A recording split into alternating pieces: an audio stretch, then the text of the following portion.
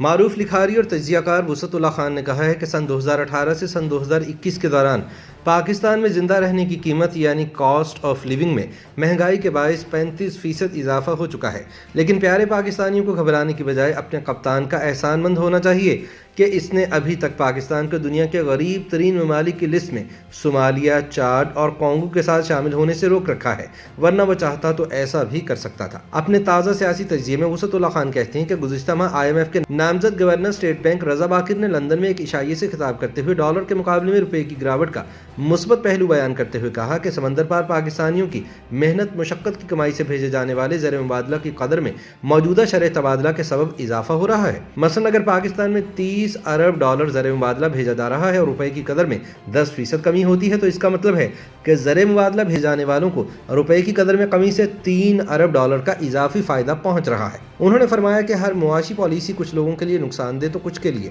فائدہ مند ہوتی ہے۔ گورنر اسٹیٹ بینک کے اس لطیفہ نما بیان میں روپے کی قدر میں کمی کے نتیجے میں لاکھوں سمندر پار پاکستانیوں کے مقابلے میں کروڑوں غیر سمندر پار پاکستانیوں کی بڑھتی تکالیف کو کچھ لوگوں کے نقصان کے قالین تلے دبانے کی کوشش پر میڈیا میں موصوف پر خاصی تنقید ہوئی، مگر وہ آج بھی اپنے وچاروں پر بلا ترمیم قائم ہے۔ وسعت اللہ خان کہتے ہیں کہ تازہ ارسطوکاری مشیر خزانہ شوکت ترین کی جانب سے سامنے آئی ہے۔ موصوف نے پاکستان اسٹاک ایکسچینج میں صحافیوں سے گفتگو کے دوران فرمایا کہ پاکستان میں غربت سے بھی بڑا مسئلہ افراط زر کا ہے، یہ بتانے کی بجائے کہ پاکستان میں شرح غربت 48 سے 40% کے درمیان جھول رہی ہے۔ مشیر موصوف نے یہ خوشخبری سنائی کہ عالمی بینک کے تازہ آنکڑوں کے حساب سے گزشتہ ایک برس کے دوران غربت کی شرح 5.4% سے کم ہو کر 4.2% ہو گئی ہے، یعنی 1.2% کی کمی۔ موصوف نے فرمایا کہ دیہی علاقوں میں زبردست فصلوں سے حاصل ہونے والی آمدنی کا سبب موٹر سائیکلوں کی فروخت میں ریکارڈ اضافہ ہوا ہے۔ متوسط اور اوپری طبقے کے دن بھی پھرے ہیں، ریستوران بھرے پڑے ہیں، کاریں طلب میں اضافے کے سبب مہنگی ہو گئی ہیں۔ وسعت اللہ خان کے بقول یہ وہی دلائل ہیں جو پرویز مشرف، شوکت عزیز اور خود شوکت ترین 2000 سے سن 2006 تک کے زمانے کی ادھاری ببل اکانومی یا غبارہ معیشت کے سنہری دور میں دیا کرتے تھے، لیکن جب یہ غبارہ سن 2008 میں پھٹا تو پھر نہ تو رہا نہ تو میں رہا والا معاملہ ہو گیا۔ پرویز مشرف اور شوکت عزیز ہوا ہو گئے اور بھائی ترین بھی کئی برس تک تارہ بننے کے بعد دوبارہ بحفاظت لینڈ کر گئے، کیونکہ ان سے بہتر فی الحال کون جانتا ہے کہ بھنوروں سے گھری معیشت کو بھنور سے کیسے نکالا جاتا ہے۔ وسعت اللہ خان سوال کرتے ہیں کہ گزشتہ 3 برس میں ڈالر اوپن مارکیٹ میں 120 سے 178 روپے تک کیسے پہنچا؟ ان کے بقول اس سوال کا جواب دینے کی بجائے شوکت ترین نے اسٹاک ایکسچینج میں صحافیوں سے ہم کلام ہوتے ہوئے براہ راست تبصرے سے بوجود گریز کیا، بس کرنسی ذخیرہ کرنے والوں کو خبردار کیا کہ ڈالر اوپر جا سکتا ہے تو نیچے بھی آ سکتا ہے اور ڈالر پر کمنڈ ڈالنے کے لیے اہم اقدامات کیے جا رہے ہیں۔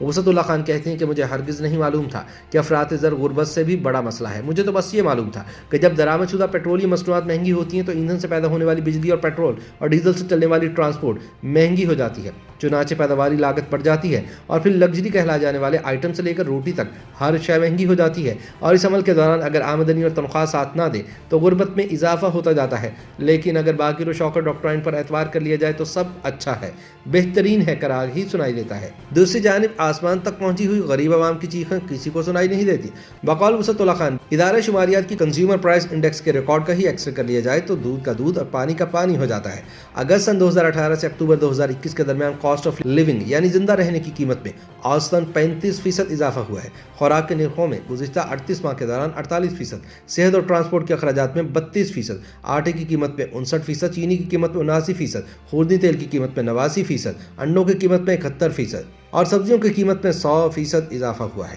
جولائی سن 2018 سے قبل اسٹیج پر سے یہ کہا جاتا تھا کہ مہنگائی دراصل حکمرانوں کی کرپشن کا نتیجہ ہے۔ اب یہ کہا جا رہا ہے کہ قیمتوں میں عالمی سطح پر کووڈ کی وجہ سے اضافہ ہوا ہے، تو ہم کیا کر سکتے ہیں؟ پھر بھی ہمارے ہاں قیمتیں بھارت اور بنگلہ دیش سے اب بھی کم ہے۔ کیا ہی اچھا ہو کہ گھبرانا نہیں ہے، اچھے دن بس نکڑ پر کھڑے ہیں کے ساتھ ساتھ یہ جملہ بھی تکیہ کلام میں جوڑ لیا جائے کہ میرے پاکستانیوں، ہمارے ہاں غربت ضرور ہے مگر آج بھی دنیا کے غریب ترین ممالک یعنی صومالیہ، چاڈ اور کانگو سے کم ہے۔ چنانچہ پاکستانی عوام کو اپنے کپتان کا شکر گزار ہونا چاہیے کہ اس نے ابھی ہمیں غریب ترین ممالک کا باسی بننے سے روک رکھا ہے، ورنہ وہ چاہتا تو ایسا بھی کر سکتا تھا۔ YouTube پر گوگلی نیوز دیکھنے کے لیے youtube.com کی سرچ بار میں googly news T V type کریں۔ گوگلی نیوز کے پیج پر سرخ رنگ کے سبسکرپشن والے بٹن پر کلک کرنا نہ بھولیے۔ YouTube پیج پر اپلوڈ ہونے والی ویڈیوز سے باخبر رہنے کے لیے بیل آئیکن پر کلک کیجیے۔ آپ کو ہر نئی ویڈیو کے بارے میں نوٹیفیکیشن موصول ہو جائے گا۔